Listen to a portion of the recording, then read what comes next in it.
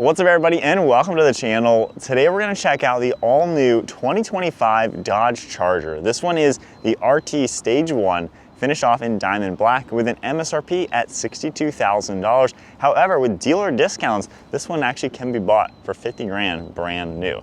Big shout out to Richardson, Chrysler, Jeep, Dodge, and Ram for providing this electric muscle car for today's video. Check out their website, links down below, and let's see, can an electric car be a muscle car? Powering the 2025 Dodge Charger is a 100.5 kilowatt-hour lithium-ion battery pack. This makes 456 horsepower with 404 pound-feet of torque. This is all-wheel drive, curb weight is 5,700 pounds, and overall range is going to be 308 miles.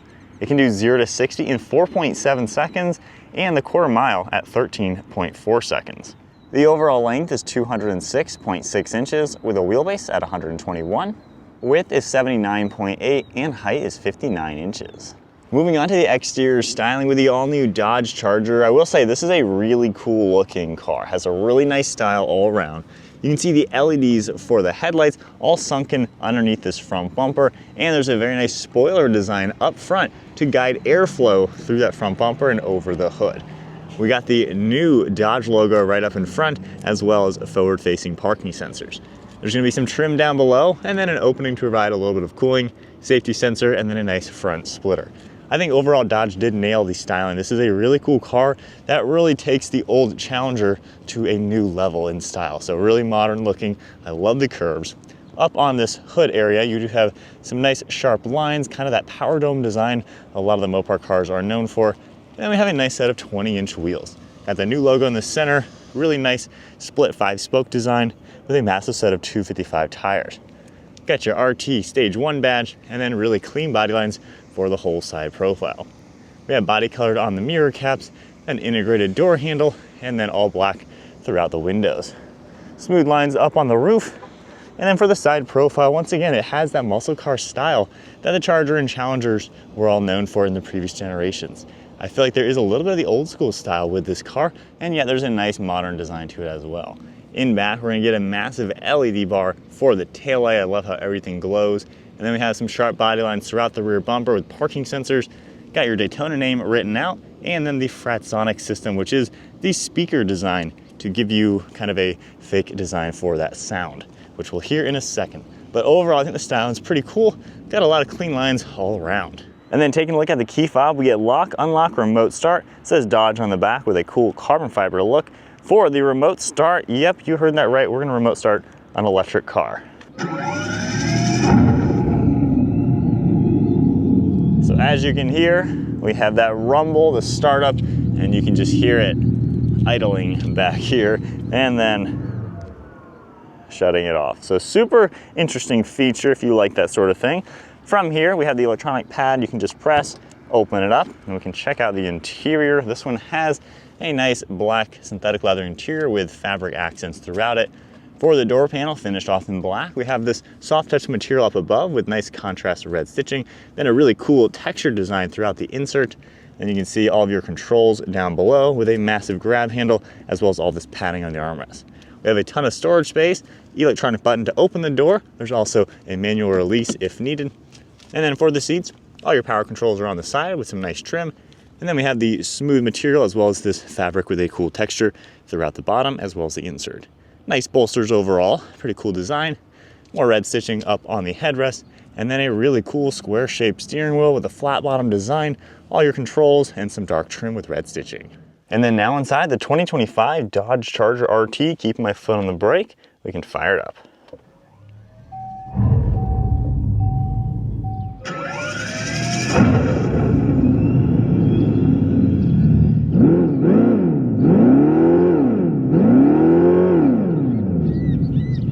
Now, if you're wondering why I was able to rev an electric car, when you adjust your drive modes, going into sport mode, it gets a little bit louder and, yep, you are able to rev it in the sport mode and hear those sounds. However, you can turn it all off under electric drive EV sound. We can turn it off, and as you tell, you don't hear anything now. It sounds like your typical electric car. So you have the Dodge name written out. On the left side, we have controls for that gauge cluster, your drive modes down below. Power shot will give you an extra boost of power. And then we have all of our cruise control settings. and then the shifters up above for the regen braking that you can see on that left side.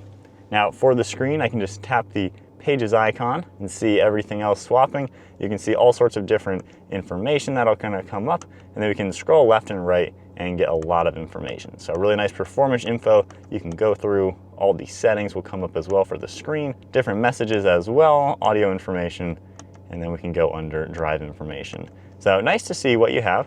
Cool display as it changes, and you can go back into a more simple view.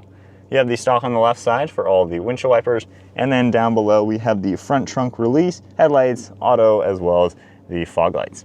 You can see our air vent with some soft touch material, and then this black soft touch all across the dash with some cool texture. It says Daytona over on that right side, and then you can see all that nice contrast stitching throughout the dash and doors. For the multimedia screen, this is basically the new system we've seen on a lot of the Dodge products. You can mix and match. We have navigation and audio. You can configure all of this. Of course, climate is going to be all located down here, which you can very easily make any toggle. You can go under your media right here to get a full screen look at everything right there. And then for comfort, once again, what you're familiar with seeing on several vehicles. Phone integration as well is going to pop up. And then under vehicle, we have a lot of different settings. You have your camera you can play with. For here, we have all these sensors you can take a look at. And then for electric vehicle, you can get a few things you can change, like your creeping, your power flow. You're able to view, see what the battery is doing, the range, how everything is affecting, more charging, things like that. And then under dashboard, we have the performance pages that we all love with these cars. You got different timers, gauges, G-force meter, and propulsion. And then going back into drive modes now, you can adjust what you want. Auto, sport, wet, and snow. And then under controls, you're gonna get vehicle cameras, the mirror dimming, and then back into settings for that EV sound. Now, if I go ahead and pop it into reverse, we're gonna get a nice little backup camera. You have your parking sensors up on the center, and you can hear that EV chime. Underneath that, we have more of those physical climate controls that are kind of touch sensitive with the haptic feedback.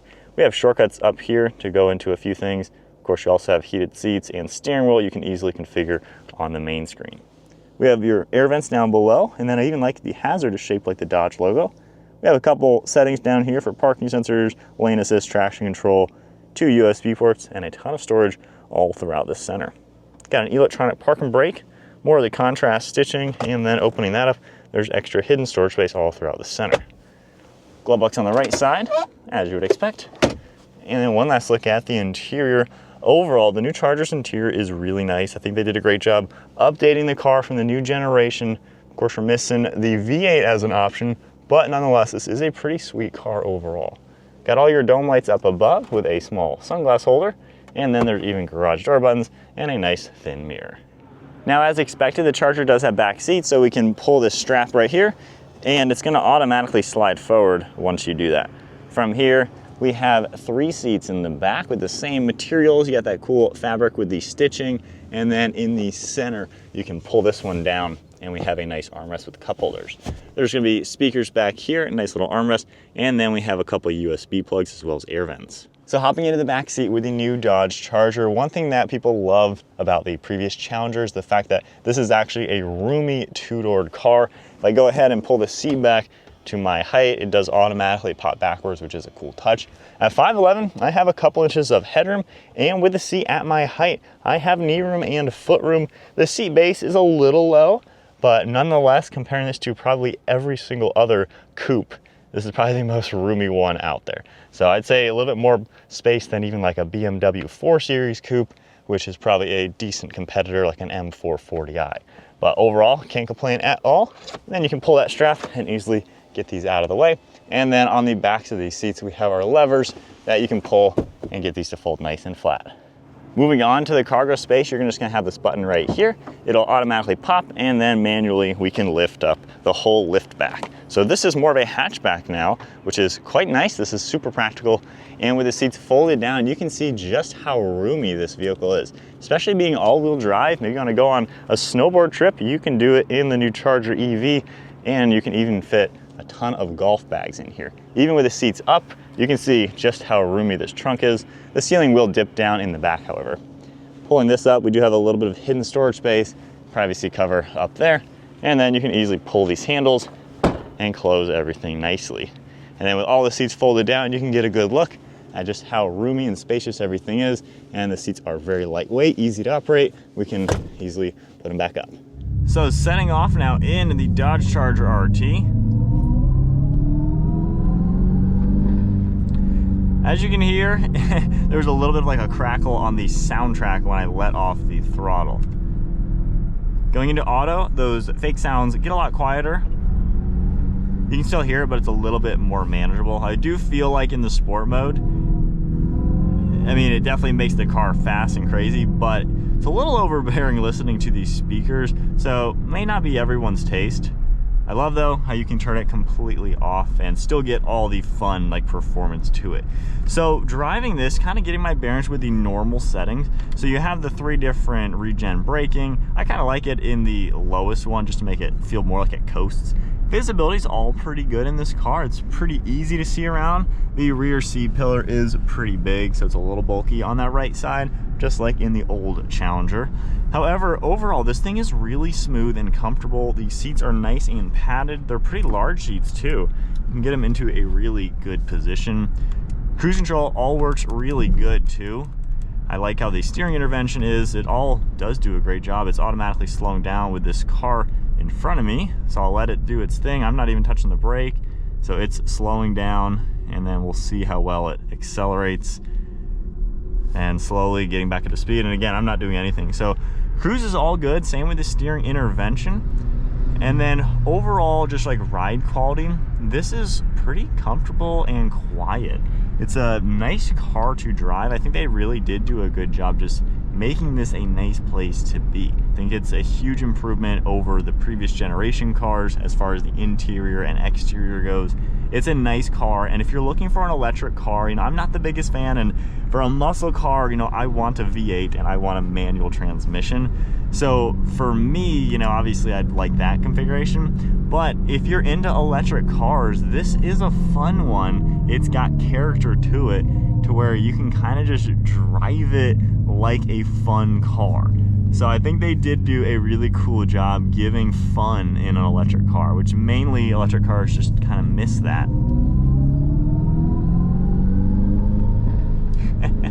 It's pretty quick too. I wouldn't say it's insanely fast. Of course though, you can get the Scat Pack version, which has a lot more power, and that one packs a pretty good punch. This is still, I mean, plenty quick, probably faster than most cars on the road, given you have that instant EV power.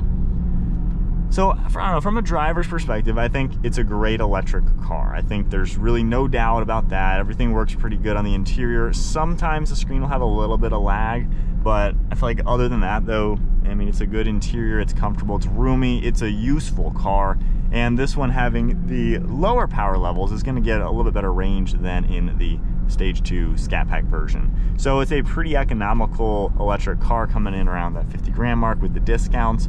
So my honest thoughts with the Charger EV.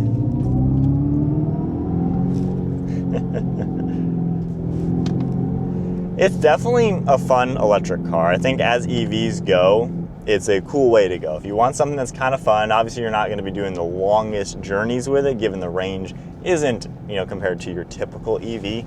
However, if you want something that looks great, is very practical, and is cool at the end of the day, this is, I'd say, in the top of my favorites of the electric cars if you're not looking to spend that much money. EVs in general are a bit pricier than their gas alternatives. However, this one, you know, with discounts at 50, isn't really all too expensive in the grand scheme of things when you look at electric cars.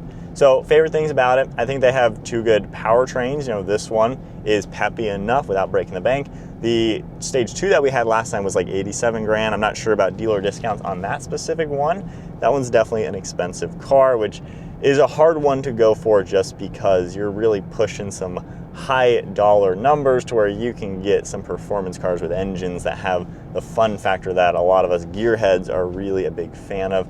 And I think that has been the biggest drawback with the Charger EV. There has probably been more pushback on this electric car than anything else, due to the fact that Dodge's customer base is muscle car fans who love that Hemi V8 and the supercharged V8, a manual transmission. I mean, it seems kind of bonkers to take such an American muscle car and turn it into an electric car. So personally, I don't agree with that. I feel like they can keep this, but at least have the Hurricane option and a V8. I think you have to have a V8 if you want to call it a muscle car. I think that is just, you can't get around that.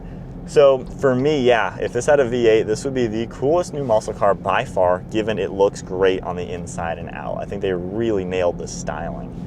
With that, as far as an electric car goes, the sound is fun. It's kind of gimmicky after a while, and when you play with it in the sport mode, how it's significantly louder than in the auto, or of course turning it completely off, honestly, it kind of just sounds like speakers in your head, so it's not really something that I would want to listen to all the time. I do enjoy how quick it is. It's fun to drive around town, and it's got some character to it, given it lets you kind of spin the tires a little bit. It has a little bit of that fun factor that electric cars are missing. And with traction control that you can turn off, you know, the different drive modes, it at least lets you play with it and have some of that fun. However, I am curious who the target audience is, given, you know, I'm 31, people of my age and up are kind of the people who grew up liking the big V8s, and we're the ones who can afford cars at this price point. So I don't know if they're really gonna sell much to my generation and older. The younger generation can't afford a car like this, might like this car quite a lot, given they didn't really grow up idolizing the big V8s like we did.